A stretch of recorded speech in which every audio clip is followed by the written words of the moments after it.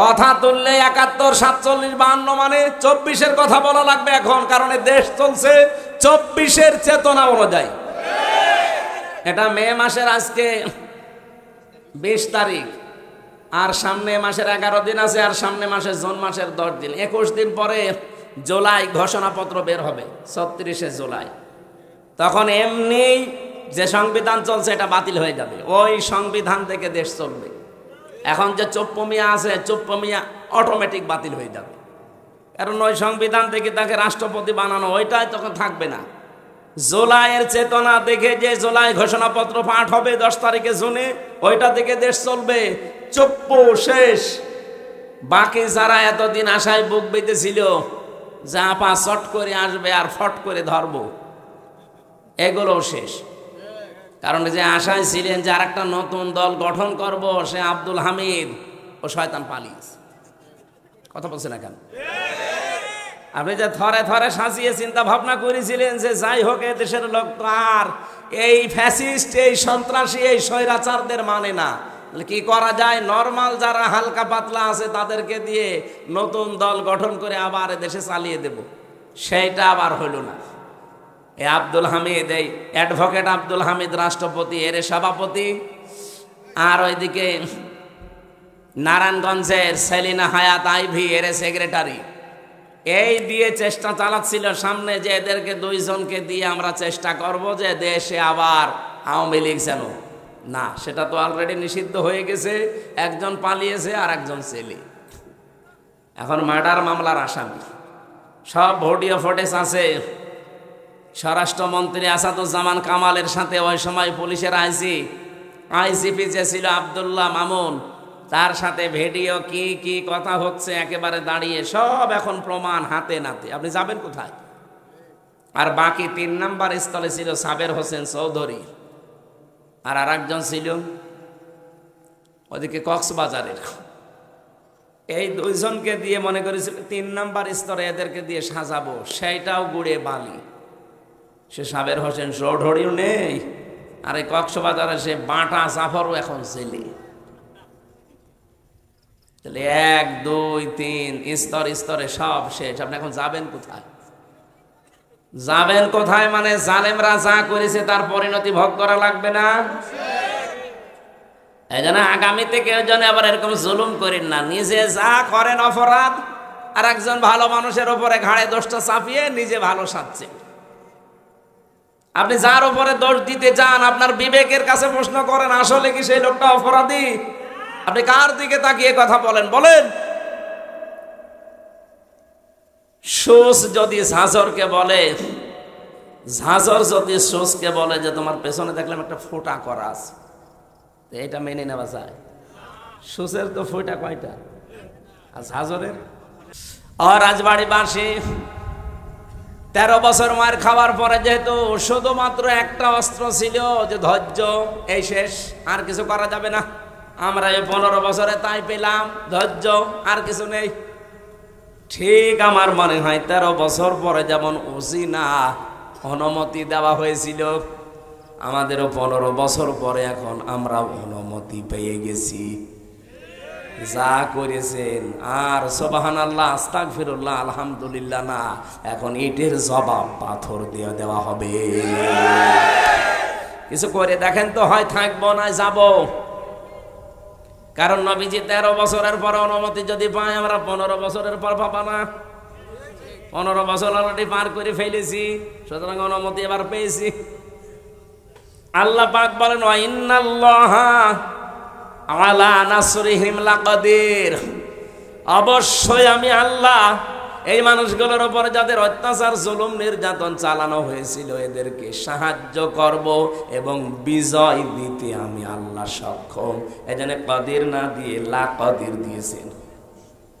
ওয়া ইন্নাল্লাহা আলা নাসরিহিম, অবশ্যই আমি আল্লাহ তাদের উপরে সাহায্য করছি। লাকাদির, এবং অবশ্যই আমি সক্ষম এদেরকে বিজয়ী করতে। আমরা চর্ম চোখে যেটা দেখি কোরআনের সাথে মিলিয়ে ওইটাই বলছি। 13 বছর পরে অনুমতি পেয়েছিল, অলরেডি আমরা 15 বছর পরে যা দেখছি আল্লাহর সাহায্য আসবে এবং বিজয়ী আমাদেরকে করাতে আল্লাহ অক্ষম। না সক্ষম? বলেন বলেন। আমি এই লাকাদিরের কদির শব্দ পড়েছিলাম, যে কদির দিলেও তো অর্থ করে ফেলতাম বাংলায়। আমি আলেম যারা আছে তারা কদির দিলেও অর্থ করতে পারে, লা কদির দিলেও কেন? আল্লাহ গ্যারান্টি দিচ্ছে ভাই, আপনি আন্দাজে মমতাজের মতো লাফিয়ে করবেন কি? এ চাপাবাজি করে দেশ চলে? ও বলে সিয়াসিত না হাদিস পড়া, বোখারি শরীফ মুসলিম শরীফ সব পড়িস।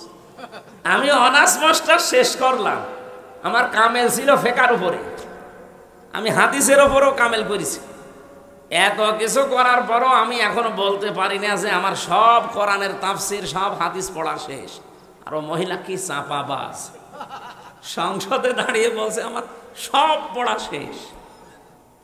আমার মনে হয় ওর পেটের ওপরে পাড়া দিলে ও যদি একটা আয়াত শুদ্ধ করে বলতে পারে, ওকে আমি মিষ্টি খাওয়াবো,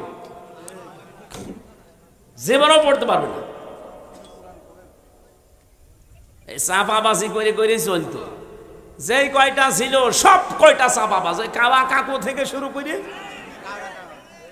এই যে হাসাও মাহমুদ আর আমার কুষ্টিয়ার হানিফ ইনু ননু মিয়া, ওর নাম হাসানুল হক। ইনু বলা ঠিক না, হাসানুল হক ননু, দন্তন্নয় হস্য দন্তন্নয় হস্য কি হয়? ওর নামে ইনু বললে গোনা হবে? শয়তান ইসলামের যা ক্ষতি করেছে। আল্লাহ রাব্বুল আলামিনের পরে বলেন আল্লাযীনা উখরিজু মিন দিয়ারিহিম বিগাইরি হাক্কিন ইল্লা আইয়াকুলু রাব্বুনাল্লাহ।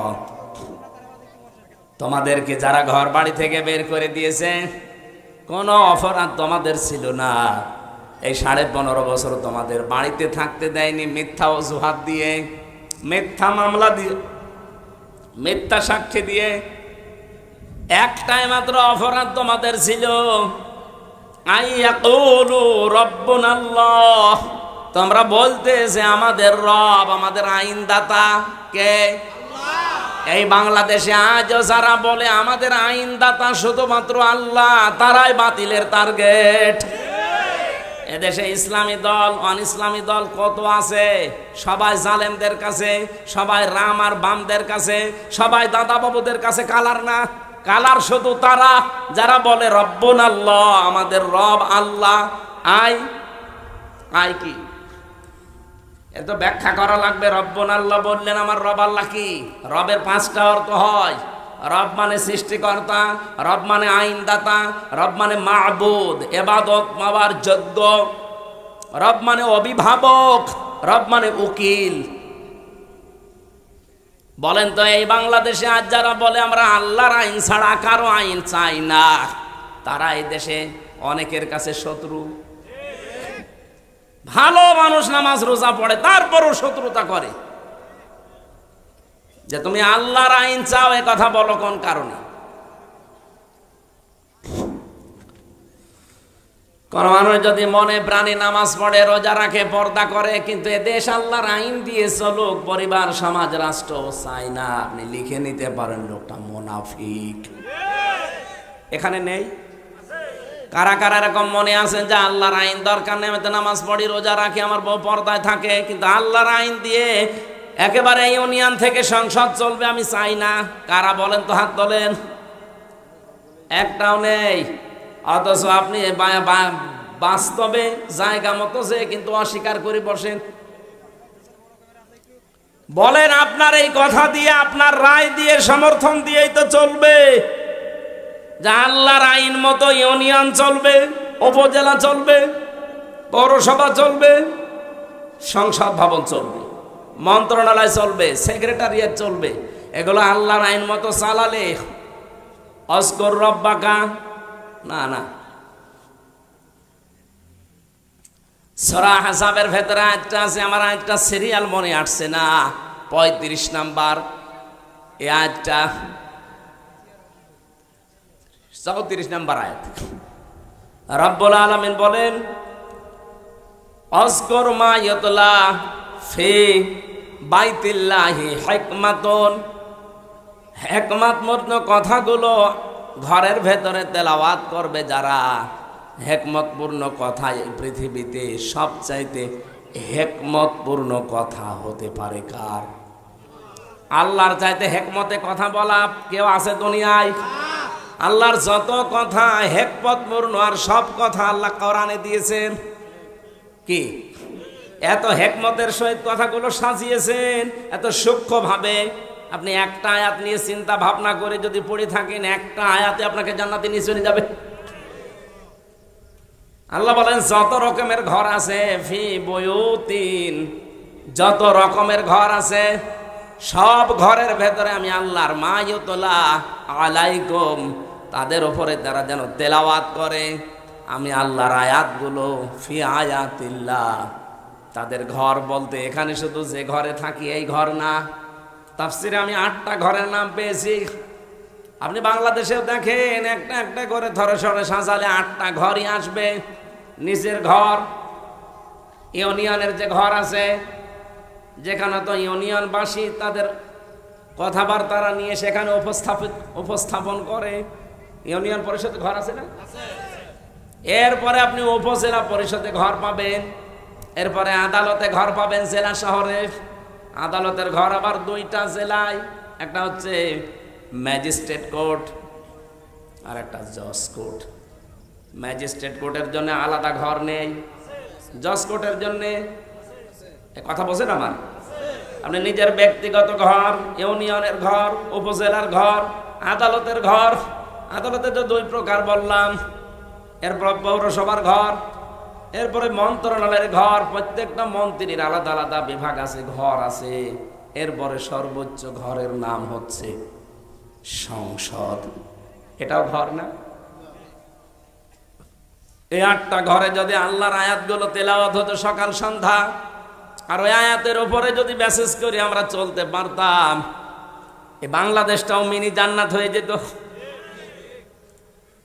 আল্লাহ পাক এইটা জানিয়েছেন, আলাউলা দাফউল্লাহিন নাসা বিবাযিহিম বাযিন লাহুদ্দিমাতি সাওয়ামিউ ওয়া বিয়াউ ওয়া সালাওয়াতু ওয়া মাসাজিদু ইযকারু ফিহাস মুল্লাহি কাসীরা।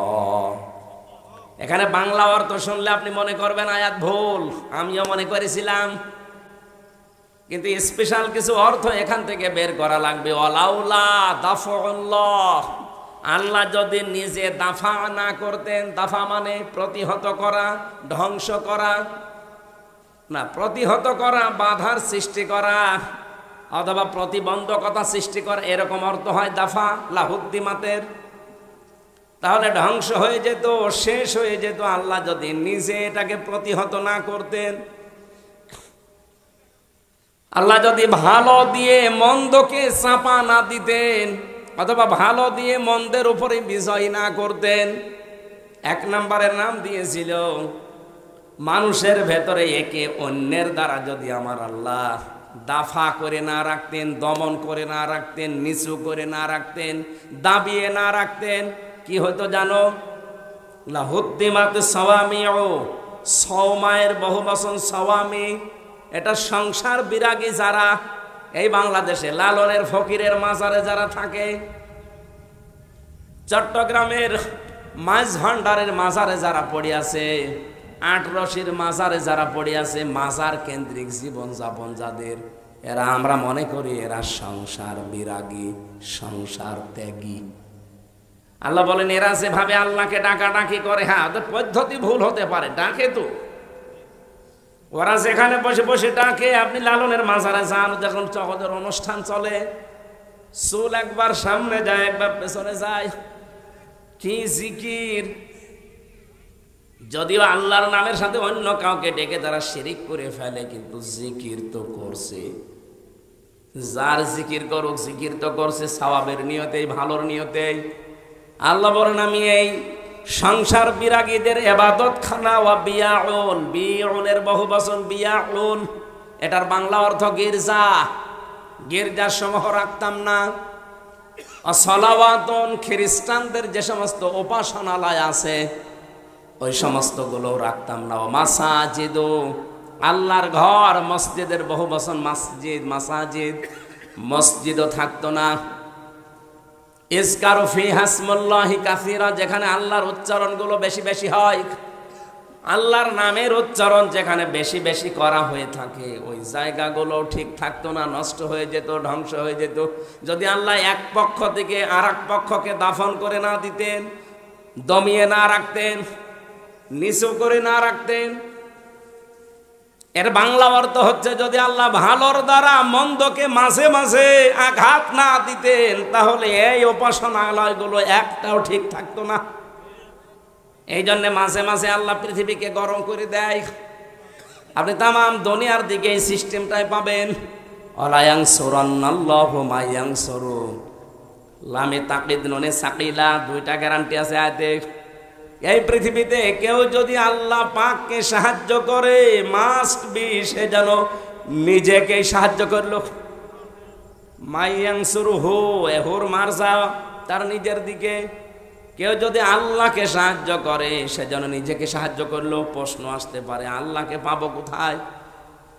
আল্লাহ রাব্বুল আলামিন এই পৃথিবীর সৃষ্টি জগতের ভেতরেই মিশে আছেন। এই জন্য কিয়ামতের ময়দানে আল্লাহ মানুষকে ডাক দিয়ে বলবে, আমি ক্ষুধার্ত ছিলাম, আমাকে খাবার দাওনি। লোকজন বলবে, আল্লাহ তুমি ক্ষুধার্ত হও কি করে খাবার দেব তোমারে? রব্বুল আলামিন বলেন, গরিব মানুষ তোমার পাশে গিয়ে খাবার চেয়েছিল, ক্ষুধার্ত, তাকে যদি খাবার দিতে, ওটা আমাকেই দেওয়া হতো। এজন্য আল্লাহকে সাহায্য করা নিজেকে সাহায্যের নামান্তর। এই পৃথিবীতে আজ ক্ষুধা মুক্ত, দারিদ্র মুক্ত এরকম সমাজ, এরকম রাষ্ট্র উপহার দেওয়ার জন্য কাজ করা লাগবে। আজ বাংলাদেশে ক্ষুধা এবং দারিদ্র মুক্ত করার জন্য সবচাইতে বড় বাধা হচ্ছে দুর্নীতি। এক কথা বলছে, এদেশটা ক্ষুধা এবং দারিদ্র মুক্ত করা সম্ভব যদি শুধুমাত্র দুর্নীতি না হয়। আপনি একটু ভাবতে, একটা শুধু পয়েন্ট বলছি, একটু ভাবতে পারেন। আমি বঙ্গবন্ধু টানেল দিয়ে আসছিলাম, 100 বছরের জন্য টানেলটা বানানো চট্টগ্রামে, মাটির নিচে, পানির নিচ দিয়ে বানানো, সাগরের নিচে, ওর নিচ দিয়ে ওই উপরে হচ্ছে বাঁশখালী, আনোয়ারা থানা, ওদিকে কক্সবাজার চলে গেল, আর এদিকে চট্টগ্রাম এয়ারপোর্ট। আমি নিচ দিয়ে যাবার সময় দেখছিলাম 100 বছরের টার্গেট নিয়ে যেটা বানানো, অলরেডি 1.5 বছরের ভেতরে নিচ দিয়ে ফেটে পানি উঠতেছে। এর জন্য যত বাজেট হয়েছিল, সব টাকাগুলো যদি এই জায়গায় কাজে লাগাতো, 1.5 বছরে না, 100 বছরের ভেতরে পানি ওঠা সম্ভব ছিল না। এই যে পাবনার উপরে যে ব্রিজটা বানানো দেখেছেন না, পাকশির ব্রিজ, কি দেখেছেন? হার্ড, এটা কোন থানা? রাজবাড়ি, পাংশা। আর ওইটা হচ্ছে কুষ্টিয়া। আর ভেড়া মারার পাশে ওই যে খোকসা, কি পাংশা, পাকশি। ওটা 100 বছর টার্গেট নিয়ে বানানো ছিল ওই সেতুটা, ওই লোহার সেতু। মাঝে মাঝে ওর পাশে দাঁড়ালে আমার মনে হয় লোহা আছে কত। 100 বছরের টার্গেট নিয়ে বানানি, অলরেডি 100 বছর পার হয়ে গেছে, কিছুই হয়নি।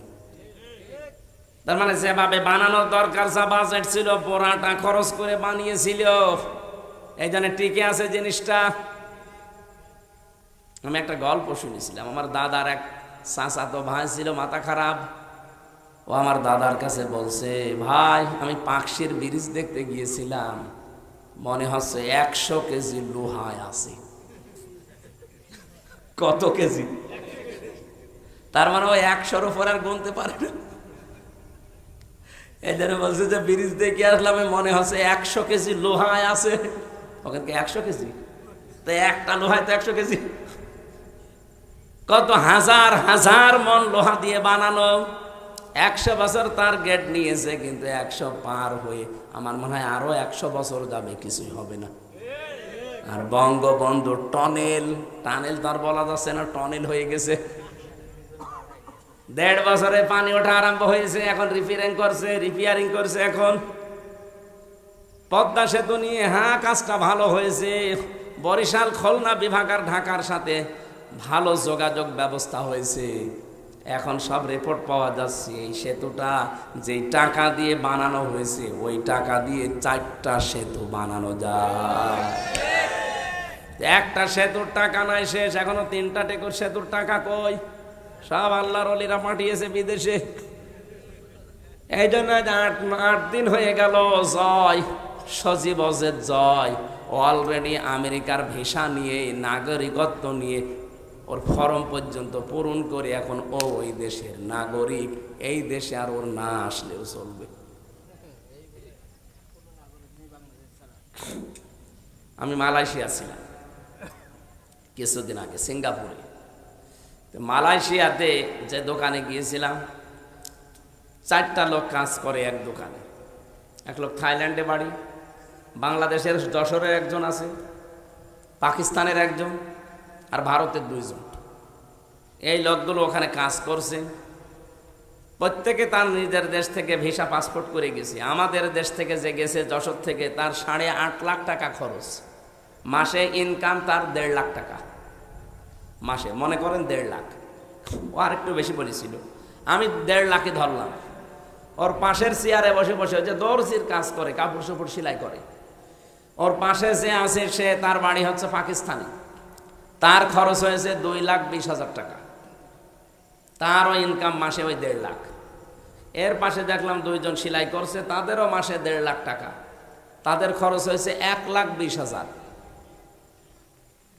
এর পাশে একজন থাইল্যান্ডের আছে, সেও কাজ করছে, তার খরচ হয়েছে আসতে 30,000 টাকা বাংলাদেশের টাকায়। পাশের রাষ্ট্র তো। 30,000 টাকা খরচ, ইনকাম হচ্ছে 1.5 লাখ। এই যে 5 জনের হিসাব বললাম, 5 জনেরই প্রতি মাসে এই দোকান থেকে ইনকাম, কাপড় চোপড় সেলাই করে 1.5 লাখ করে।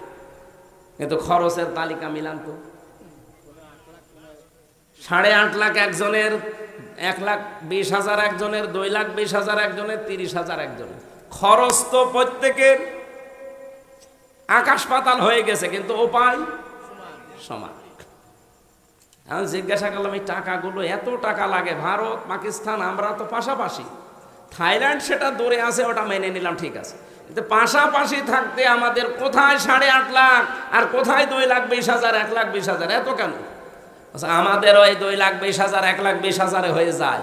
তো বাকি টাকা হাসিনার বোন রেহেনা নেয়, আর ওই যে দরবেশ, ওই দাড়িয়ালা দরবেশ সালমান এফ রহমান আর জয়, এই 3 জন মিলে আল্লাহর ওলিরা ভাগ পায়। শুধু মালয়েশিয়া 257টা দেশ আছে বিশ্বে। যত দেশে যত জায়গায় মানুষ, এই দেশ থেকে প্রায় 1 কোটির উপরে মানুষ থাকে। সব টাকা পয়সা একেবারে চোখ বন্ধ করে থাকলেও তাদের অ্যাকাউন্টে চলে যায়। বলেন সুবহানাল্লাহ। আপনি সুবহানাল্লাহ বলেন। আপনি চিন্তা করতে পারেন? এই জন্য বলছি, দেশটা দাঁড়িয়ে যাবে, কোনো অসুবিধা নেই। এদেশের মানুষ মানুষ নয়, এটা মানব সম্পদ। শুধুমাত্র দুর্নীতি বন্ধ করা লাগবে। এই জন্য আল্লাহকে সাহায্য করা, এখন আল্লাহর আইনগুলো জমিনে কায়েম করার মাধ্যমে, যে আল্লাহর আইনে জমিনে কায়েম করার জন্য চেষ্টা চালাবে, সে যেন লিখে নেয় যে আমি নিজেকেই নিজে সাহায্য করছি। আলা ইয়ানসুরান্নাল্লাহু মা ইয়ানসুরুহু ইন্নাল্লাহা লাকাবিয়্যুন আজিজ।